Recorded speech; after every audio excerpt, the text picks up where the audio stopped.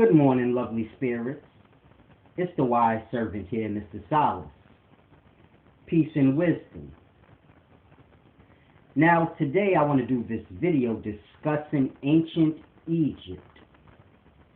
And I don't want anyone to get lost on the name Egypt. I know in the past it was called Kim. But what it was called in the past is what it was called in the past. And what it is called now is what it's called now. What I was called in the past is what I was called in the past, and what I'm called now is what I'm called now. So I don't want anyone to get lost on the names. Because, you know, in today's times, a lot of the scholars, they tend to like to correct people. And this is fine. You should know both names, like you have Osiris and Osar. Osiris, the correct term would be Osar or Asar. And, you know, different things like that. And there's a lot of correcting going on. But I use the term Egypt because that's what it's called today. So therefore you know, everyone knows what I'm speaking of. This is why I used Egypt, so that everyone can truly grasp what I'm saying, because everyone doesn't know what Egypt was called 5,000 years ago, 6,000 years ago. So it's a deep thing. But today I want to do this video discussing ancient Egypt. And it's a very deep thing. I just want to bring something to the table. So I don't want people to get lost and think this is like a debating video or showing someone up who may teach ancient Kemetic writings and things like this. I don't want it to be like a competition. We truly need to get out of that. But I just want to bring something to the table that you guys may not have noticed about ancient Egypt writings, like their hieroglyphic signs and symbols. Now I want you guys to all look at this image. This is just a few of the different ancient Kemetic or Egypt gods. And I just want you to look at how some of them look human, some of them have animal-like heads that you're familiar with. Some of the heads of the animals you're not familiar with, like you've never seen them before. And just look at the different signs and symbols that's assigned to them. Now, even if you don't know what the signs and symbols are, you know, just look. I want you to observe. Now, I'm going to explain some things. You know, at the bottom you have Thoth, Khepri. You see Osiris or Asar, Hathor. So, you know, just different gods, and look at the signs and symbols associated with them. Now, here you have the hieroglyphic symbols, writings, words. This is just a few of them. But I want you to observe them. Now, what if I told you that the ancient hieroglyphic writings, a lot of the signs, the symbols, what if I told you this was microscopic images of the body, the micro-life, images of that? So what if I told you that many of the signs and symbols in hieroglyphic writing with microscopic imagery of the body, the interior of the body? So I want you to grasp what I'm saying. We have our letters, A, B, C, D, E, and this is what makes our words. What I am saying is their letters and their words were actual living life, the micro-life. So grasp how wise you have to be to do that. It's a deep thing. Let's look at the first one. We all know this as the Eye of Ra. Then over here you have the scarab. Now, I want you to grasp the eye of Ra is nothing more than the pineal gland within the pineal gland, whatever you want to, however you prefer to pronounce it. But the eye of Ra is nothing more than the pineal gland within the brain. And it's a deep thing. It's just like, here, you have thought. Now I want you guys to grasp. Here's another image of thought. And I want you to observe thought. Head. Observe it. Now look up above at the imagery of the brain. And here's thought, which would be thought. So this is why thought has this weird head. Because thought, or thought, Tahuti, whichever you prefer, the sign of thought has to do with this part of the brain. But in order for one to know this, you would have to have technology, X-ray vision, things like this, different electron scopes, microscopes, to see and be aware of these things. So it's a very deep thing, like Anubis and many of the different gods appear to look weird. Like I never seen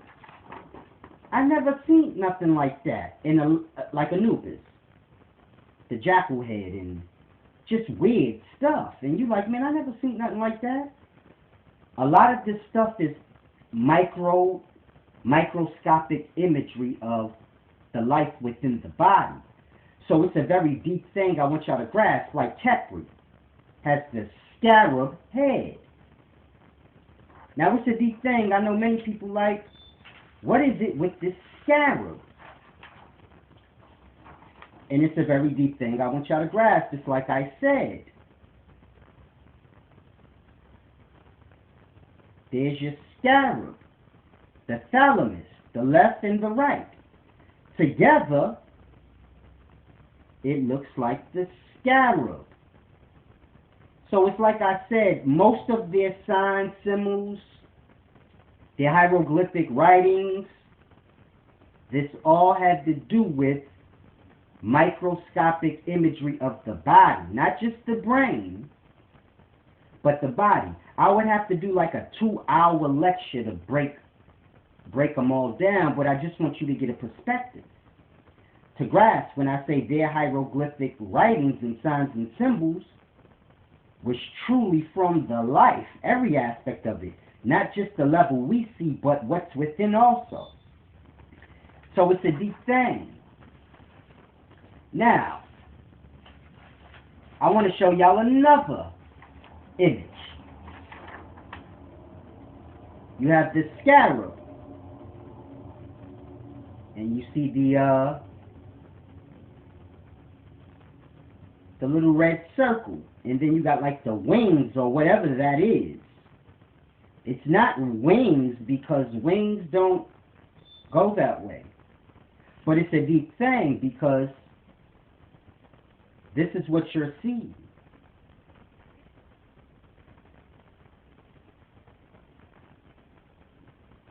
Can you grasp? The scarab is the thalamus. That's what it represents. That. So it's just saying the scarab is not a scarab that you see, but it is the thalamus. This is why you have what they would probably call a moon symbol or something, but this is why you have that red dot up above, to let you know that this has nothing to do with the actual scarab that you see around yourself, but this is a sign of that and that. So the common person probably had access to microscopic imagery. It may have been a part of their entertainment, where you get like glasses or something, and like how we have television, the technology is used however it's used. So they may have been into visualizing and watching what the microscopic life is doing. So just imagine, instead of us watching television, watching ourselves, we got our electron scopes and different microscopes and telescopes for the macro also, and we begin to watch these things like how we watch TV, but just watch these things and just watch what they do on their own accord. But having the correct technology to see it in real time, in real 3D imagery, where you can fully grasp, like, oh, that's deep, and see every aspect of what's in the brain and things like this. But that's what that is. It's a deep thing. The cerebrum, which is around the thalamus. And that's what that sign of the scarab is, and the scarab is basically the thalamus. So grasp, it's a deep thing. Now I want to go a little deeper.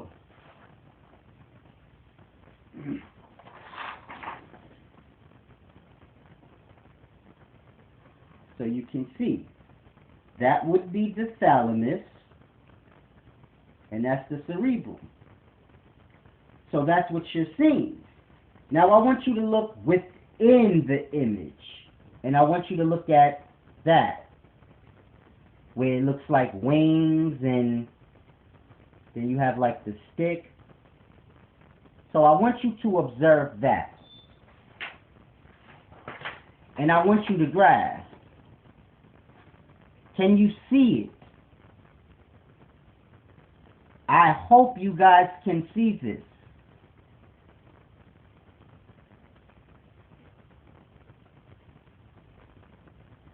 Hopefully you guys can see this. This is all within the brain. A lot of the signs, symbols that the ancient Egyptians used had to do with the brain and within the whole body. I don't want you to think just the brain, but the whole body. Microscopic imagery of these things. So it's a very deep thing. It's a very deep thing I want you guys to grasp.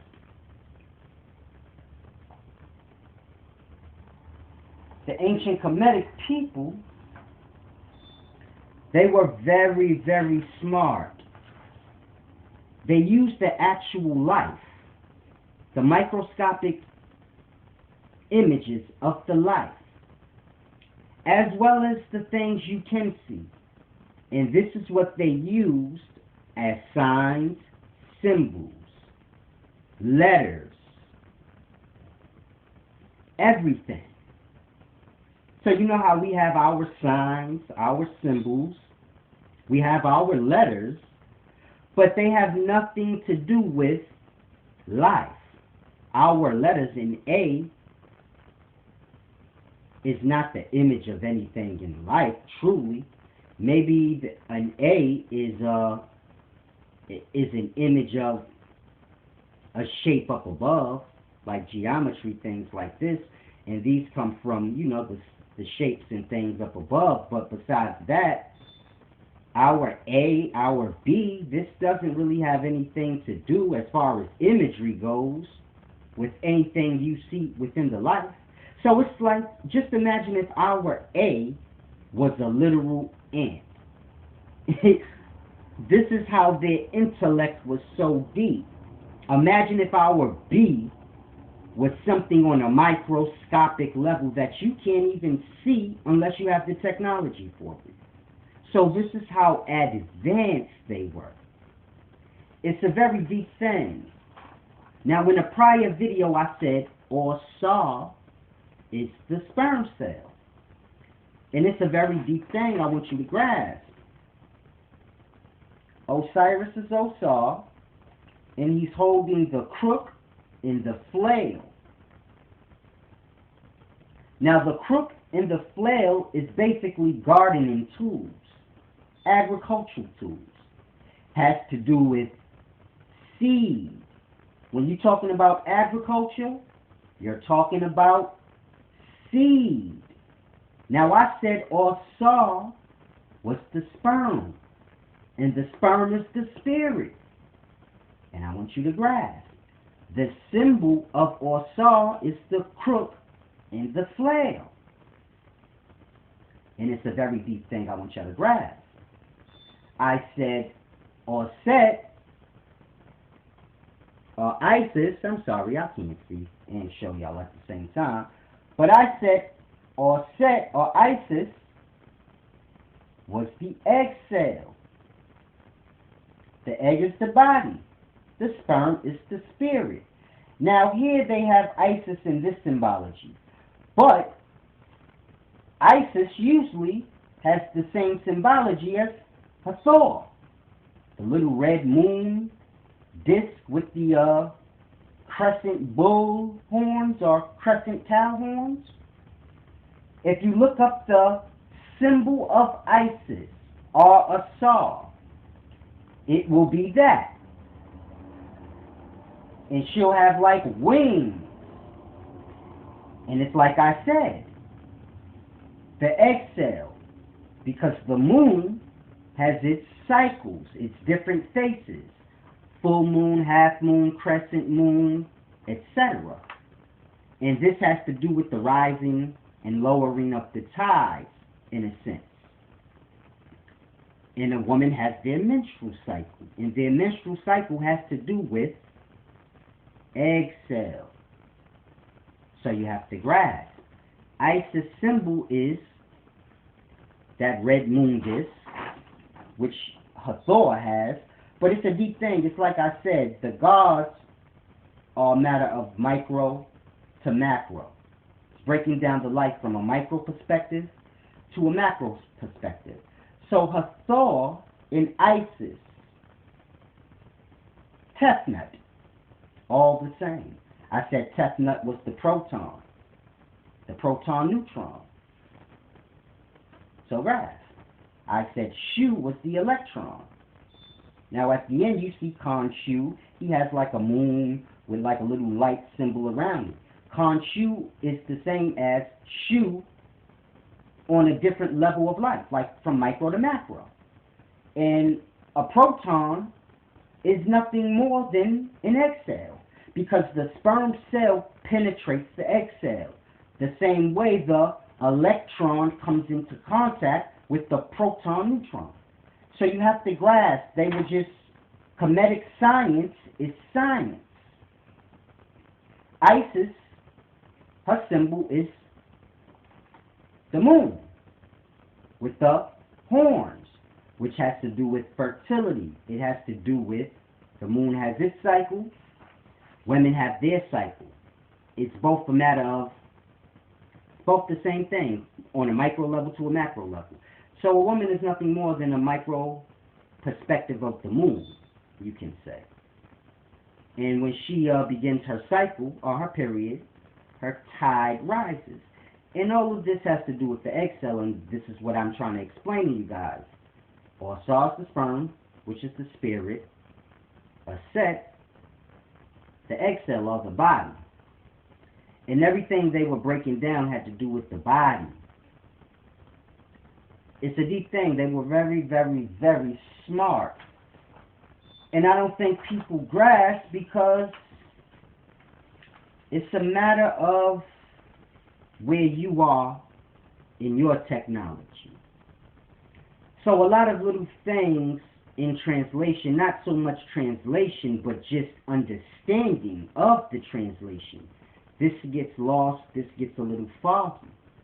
So when we see the hieroglyphs, and we see these signs, symbols, things like this, we don't necessarily correlate this stuff to things within the brain. So it's a deep thing. We don't associate the scarab. We don't associate the scarab with the thalamus and the cerebrum, because you have to have a certain technology to know that. But you have to remember, they're comedic science. It's science. So what they're dealing with, you have to always keep it in perspective of science. We get lost, our brains get conditioned, we get lost into our perspective of life. Now, we have gods and things like this in our time. So we see what they're saying from that perspective. We don't view gods as a aspect of life, coming into being. We don't perceive things that way. So when you see the hieroglyphic signs and symbols, you don't really associate it with that. You think it means some type of God thing in our perspective, the Eye of Ra, and things just become really weird, fuzzy, and it's a deep thing. But the ancient Kemetic people, their writings, signs, symbols, is so deep. It was literally from the microscopic life. It's a deep thing. A lot of the little signs and things that they had, like, really observe it. Like, really look at it. A lot of it was imagery of the microscopic life. Now, what you're looking at the bottom is imagery of microscopic life under a microscope. And they all look their own way. Look at the two at the bottom. So it's a deep thing. Microscopic life has its own expression. One over there, he like, oh boy. That's what he's saying. Oh boy. It's a deep thing. But they used every aspect of the life, man. They were so wise. They said it's no need to make up stuff. Because the life is grand. The life is entertaining itself. Why do I need to make up some make-believe characters when I got all these characters in life?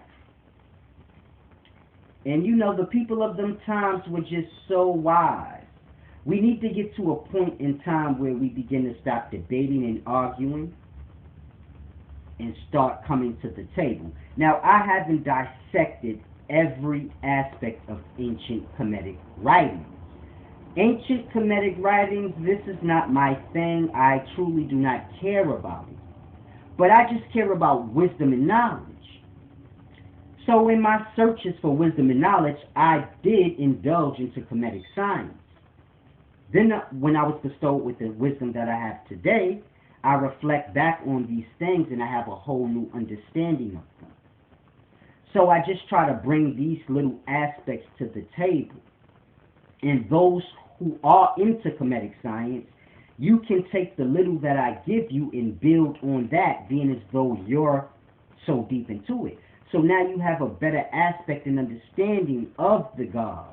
You can go back and watch all my Kemetic videos where I break down how, you know, the gods are just explaining, you know, the ascent of the life from the unseen to the physical manifestation of the birth. On every level, from a microscopic level, organisms level, a cells level, they just, all those gods you have there for that purpose. Basically, the need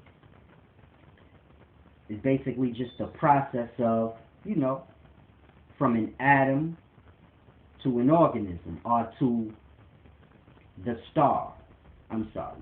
From the atom to the star. This is what the need is breaking down. And each god is its level of that process of a person coming into physical being born, and all the lives before it. You know, the process of it. Not the sperm cell getting the egg, but before that. You know, the electron getting the proton. And it's a deep thing how they're, how far they went with the science. And I'm not sure if we do this in today's times, because we have a lot of secret society type of schools where, you know, you learn things that common man doesn't really have access to. Like if you want to learn how to smelt metals, this is not really a common man thing. where you can go and just get straight to the knowledge. You want to know the different properties of the metals and their chemical reactions, how to smelt them. You can't just go to college in your city and say, oh yeah, I want to take that course. They don't have that. You're going to wreck your brain trying to find it. Then if you do find a chemistry course in this school or that school, they're going to briefly touch on these things. You're not going to go in depth where you dive right into it. This metal means this, and boom, boom, boom, boom, boom, and it chemically reacts this way and that way, and here's cesium, and just start breaking things down. You're not going to never get that. That's like the secret. You got to be rich. And this is what I mean. If you want to know how to skin a dead animal and turn the hide or the skin of it into suede and leathers from scratch, get the sheep's wool, turn that into fabric from scratch. If you want to learn these things, there's like, what school do you go to for that? This is my point. So it's a deep thing. We don't have that access, but it appears to me in ancient Egyptian times, this was just like a part of common man's knowledge. I guess they might have had like glasses and things. You just look at microscopic life all day and just get a kick out of it. Like, look, he got little Anubises all over his face. Because, you know, we have microscopic life all around us, within us. The life is just all within the life and stacked on tiles everywhere. So it's a deep thing, but if you're not looking at someone under a microscope, you wouldn't really know that. So it's a deep thing. It's a lot of entertainment in the life, but we kind of make our own science fiction type of entertainment for ourselves, and it's a deep thing. With growth, things change. I just like the ancient Kemetic people because the society was based on knowledge. So it's a deep thing. In our times, society is based on entertainment. So musicians, actors, athletes. Now this is all play. An athlete, he's just playing. A musician, they're just expressing themselves emotionally. I mean, through music, they're expressing themselves. It's art, a form of art, an expression. An actor, they're just pretending. And you know, we base our society on that. So fame is associated with these things. Being smart is not something that holds fame, if you get my point, in today's times. But just when I look at the ancient people, I noticed that their society was more based on wisdom. And fame was given to whoever was wise. So everyone reached to be smart. As in today's times, everyone reaches to be some sort of entertainer. So even with the knowledge and the wisdom that's being pushed out, you see the drama and entertainment with it, and the clash, and all of these things are done for entertainment purposes. Very few teach like this, where it's just nothing but teaching, nothing else to distract you, or any form of entertainment to go with it. The knowledge entertains, and that's it. So it's a deep thing. Our society is different than theirs. It's a deep thing. Those that got fame, it was a matter of their intellect, like the Facebook guy. He would have been very famous in those times. Like any rapper is more famous than Mark. What's his name? Mark? What? I forgot his name. But the Facebook guy. Just about any rapper or musician is more famous than he is. He's known. But I'm sure no one sees him and say, oh my God, that's the Facebook guy. Oh, and just chases him down. It's like, oh, who cares? Like, I don't even really remember his name. So you get my point? But I'm aware of who he is. No disrespect. But I'm just giving you a point of view. None of y'all are thinking about the guy that made Facebook.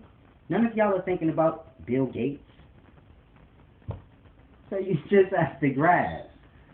No one's thinking about, what's the guy name that died that make the computers? I forgot his name. But in any event, no one cares about these people. The person that made cars, the person that made the new Rolls Royce, y'all don't, you could walk by him in the street. You're not like, oh my God, that's the genius that put the technology in. You like, who is that? 2 Chainz? In that? Ah! So, this is my point. In our society, we put notoriety to that. In the ancient time, they kind of, everything reached for wisdom. So it was a deep thing. But it's your main man, Solace, the wise servant. Personified. Peace and wisdom.